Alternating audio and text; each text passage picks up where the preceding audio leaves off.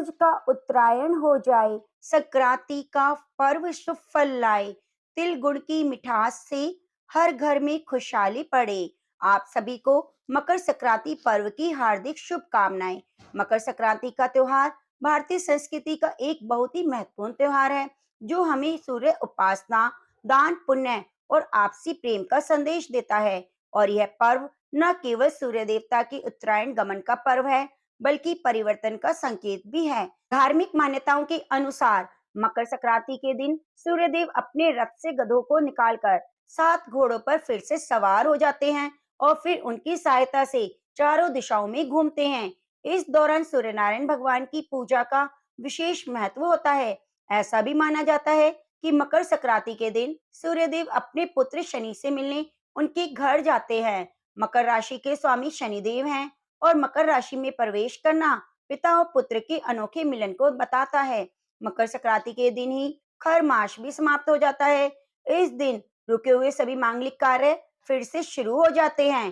तो अब आपको बताते हैं कि मकर संक्रांति 2025 में किस तिथि को पड़ने वाली है। हिंदू पंचांग के अनुसार इस साल मकर संक्रांति 14 जनवरी 2025 को माघ मास के कृष्ण पक्ष प्रतिपदा तिथि मंगलवार के दिन है और इसी के साथ इस दिन पुष्प नक्षत्र का भी सहयोग बन रहा है।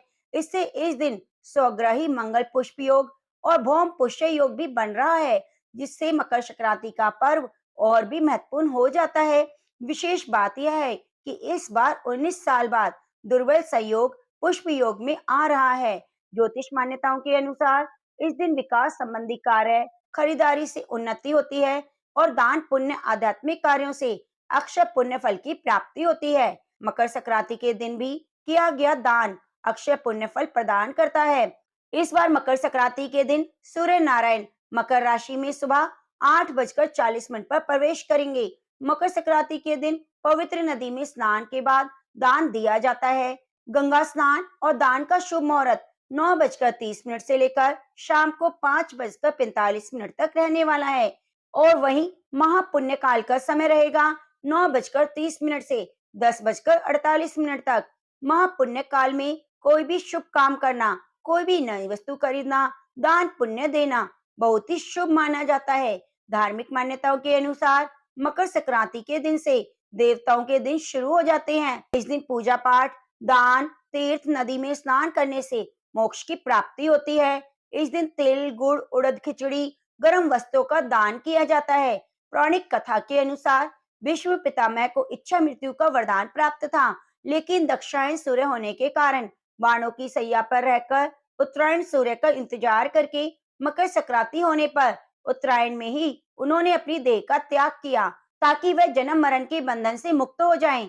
मकर संक्रांति के दिन यह सूर्य उत्तरायण होने पर यदि किसी की मृत्यु होती है तो उसे निश्चित ही मोक्ष प्राप्त होता है।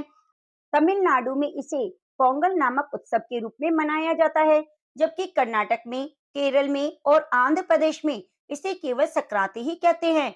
भारत देश उत्तरी गोलार्ध में है। मकर संक्रांति से पहले सूर्य दक्षिण गोलार्ध में होते हैं, अर्थात भारत से अपेक्षाकृत दूर होते हैं। इसी कारण यहाँ रातें बड़ी और दिन छोटे होते हैं। सर्दी का मौसम होता है, किंतु मकर संक्रांति से सूर्य उत्तरी गोलार्ध की ओर आना शुरू हो जाता है और इसी से दिन बड़े और रातें छोटे होने लगती हैं और गर्मी का मौसम शुरू हो जाता है। अतः मकर संक्रांति पर सूर्य की राशि में हुए परिवर्तन को अंधकार से प्रकाश की ओर अग्रसर होना माना जाता है। प्रकाश अधिक होने से प्राणियों की चेतना और कार्यशक्ति में वृद्धि होती है। ऐसा जानकर संपूर्ण भारतवर्ष के लोगों में विविध रूपों से सूर्यदेव की उपासना की जाती है और अपनी कृतज्ञता को व्यक्त करते हैं।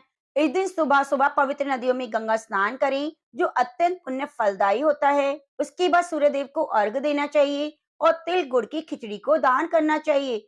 बहुत सी जगहों पर दही चूड़ा, तिल की गुड़ से बनी हुई सामग्री आदि खाई जाती है। बहुत जगहों पर खिचड़ी खाई जाती है। तो सभी जगह की अपनी अपनी परंपरा है। इस दिन जहाँ तक हो सके भगवान सूर्यदेव की आराधना करें। भगवान सूर्यदेव को जल में लाल पुष्प, लाल चंदन डालकर अर्घ दें। भगवान सूर्यदेव को गुड़ और तिल मिश्रित मिष्ठान का भोग जरूर लगाएं। अपने इष्ट देवता कुल देवता की पूजा करें। भगवान विष्णु, माता लक्ष्मी की पूजा करें। इस बार मंगलवार के दिन 14 जनवरी मकर संक्रांति है, तो हनुमान जी का पूजन जरूर करें। भगवान शिव का पूजन करें तो वह बहुत ही पुण्य फलदायी होगा। तो आशा करती हूँ आपको ये जानकारी अच्छी लगी होगी। हमारे चैनल पर नित्य प्रति वृत्त कथा कहानियां भी प्रस्तुत की जा रही हैं और साथ ही स्कंद महापुराण की कथा को भी सुनाया जा रहा है। अगर आप ये सब कथाएं सुनना चाहते हैं और आपको जानकारी अच्छी लगी है तो वीडियो को लाइक करके कमेंट बॉक्स में ओम नमः शिवाय जरूर लिखिए और चैनल को सब्सक्राइब करके बगल में बनी घंटी को दबा लीजिए।